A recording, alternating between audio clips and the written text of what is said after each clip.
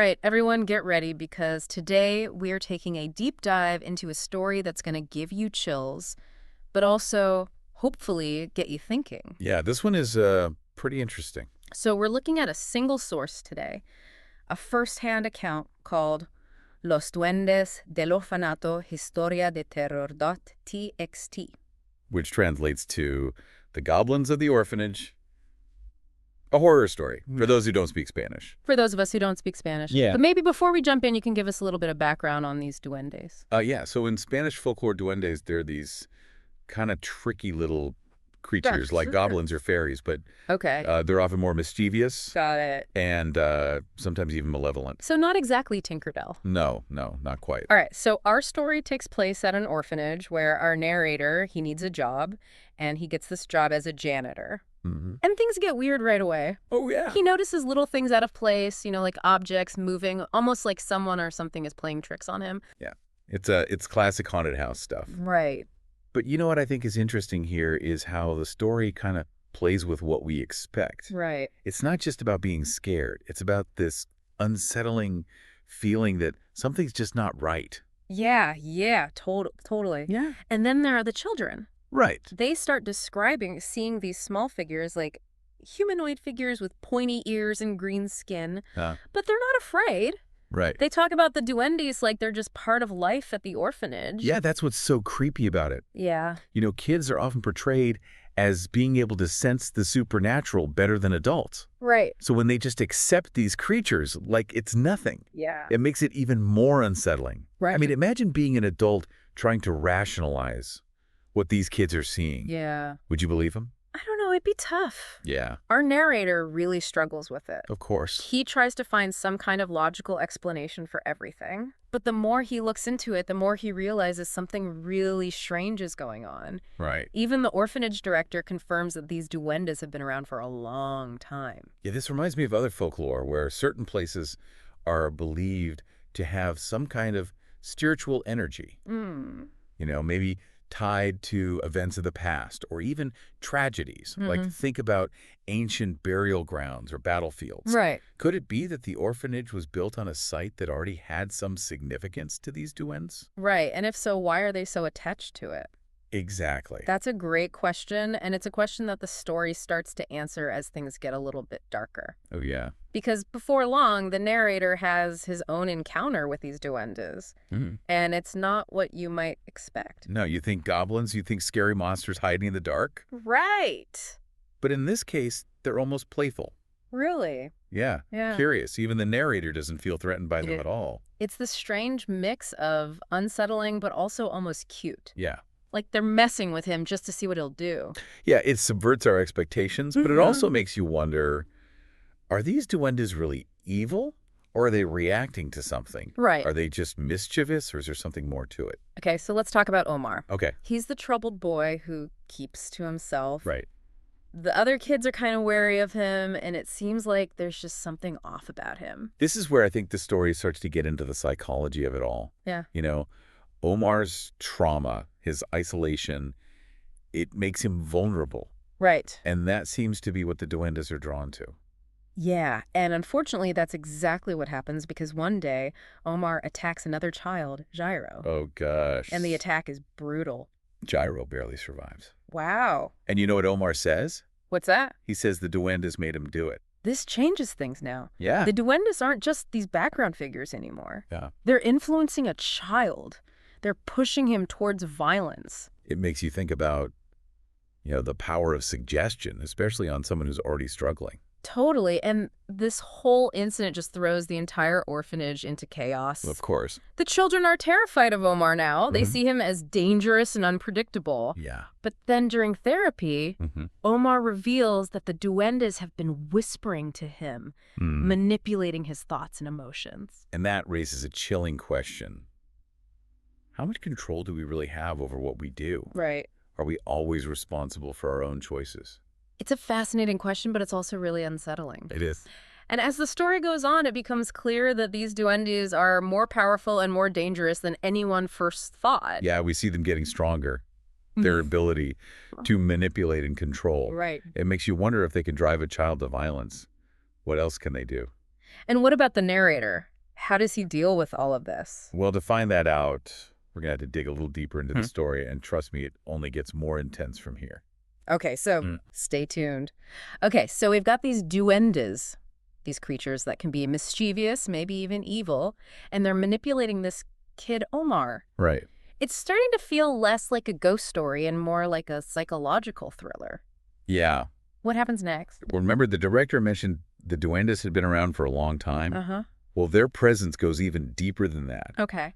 The narrator, he goes to talk to her about what's going on with Omar. Right. And she makes this shocking confession. She's been targeted by the duendes, too. Wait, so it's not just the kids who are vulnerable to them? Exactly. Hmm. And here's where it gets really interesting. The director tells the narrator that the orphanage was actually built on land that used to be the duendes' home. Okay, so that changes things. Yeah. Now it's not like they're just these random creatures that like to cause trouble. They've got a reason for being angry. Right. They want revenge. It makes you think about the nature of the supernatural in these kinds of stories. Right. Are these creatures just evil, or are they reacting to how they've been treated? Yeah. Think about it.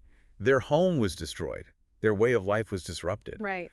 It almost makes you think about how indigenous cultures have often been displaced and marginalized. Yeah, I see what you mean. It makes you wonder who the real villains are here. Right. Are the duendes right to be angry, or are they taking things too far by targeting innocent people? It's a tough question.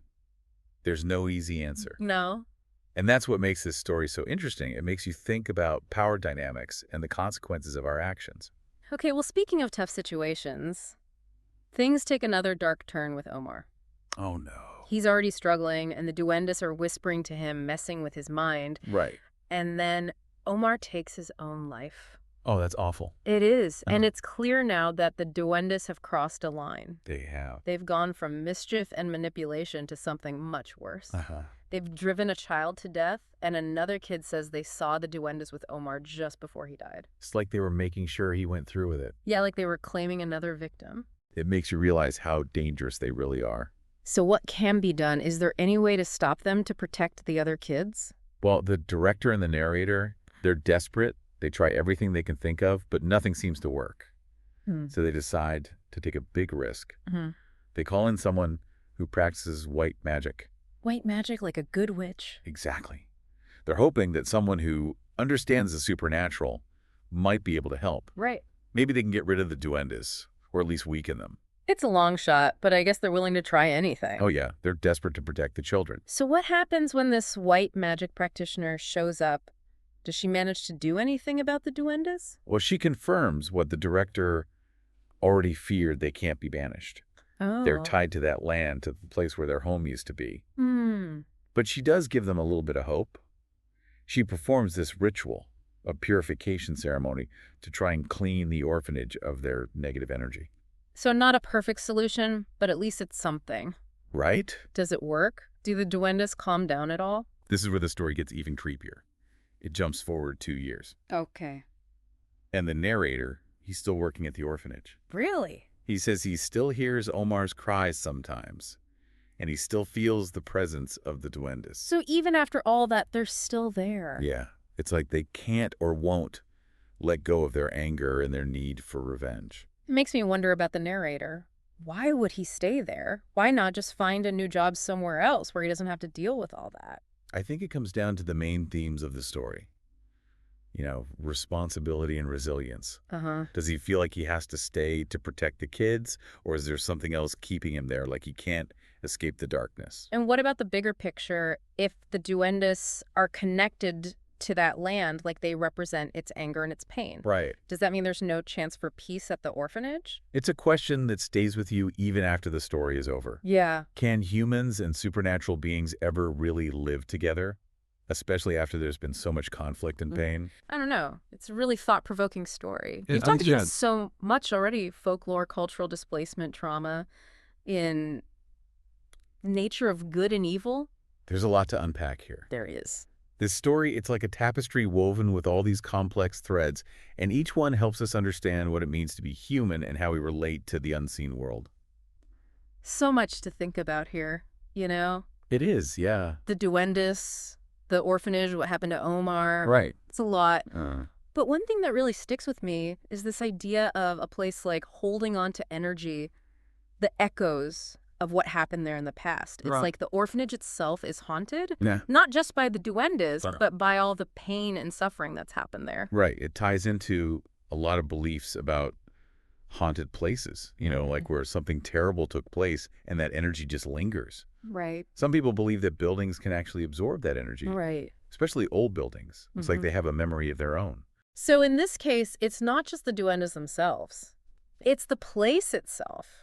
The fact that it was built where their home used to be. What? It's like a cycle, you know? The duendes are angry because their home was destroyed. Yeah. And then the orphanage becomes this place full of negativity and pain. Right. And that just feeds into their anger. That brings us back to the question of responsibility then. Right. If a place can be haunted by the past, can it also be healed? Can you get rid of that energy? Break that cycle? I mean, the white magic practitioner tried to do that with the ritual, She did. but it didn't really work.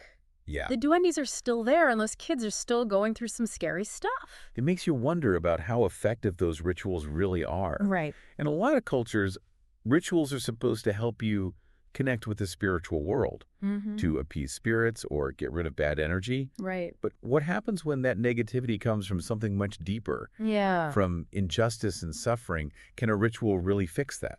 It's a tough question, and I don't think the story really gives us an answer. No. But it does make you think, what would real healing look like in this situation?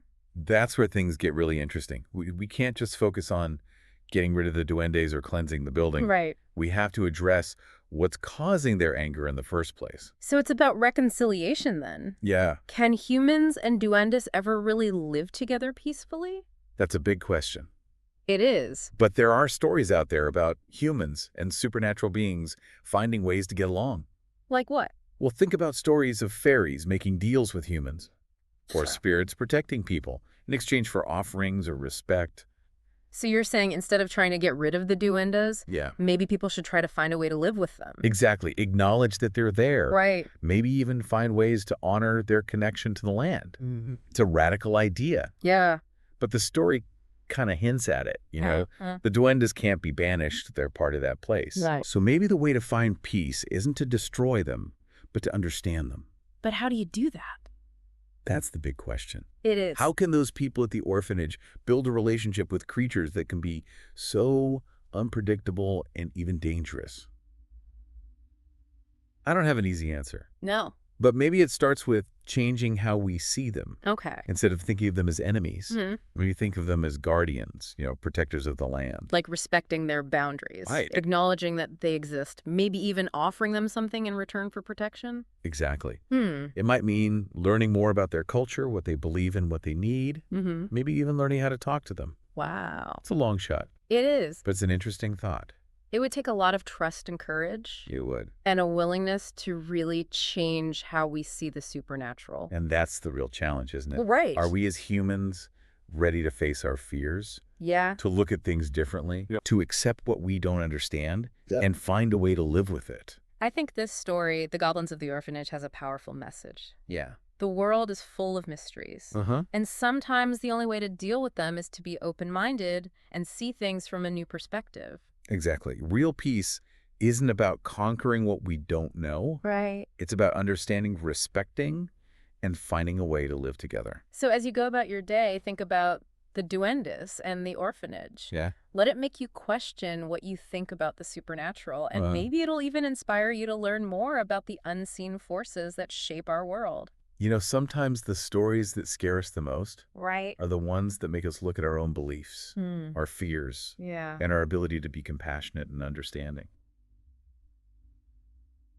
Well, that's it for our deep dive into the Goblins of the Orphanage. Another one down. We'll be back next time with another great story, so stay tuned. If you enjoyed this video and want to dive deeper into more cases like this one, make sure to subscribe to our channel. Don't forget to like the video if you found the story compelling, and share it with your friends and family who might be interested in true crime and mysteries. By subscribing, you'll stay up to date with all our latest content and join a growing community of curious minds exploring the most fascinating cases. Click the notification bell so you never miss an upload. Your support means everything.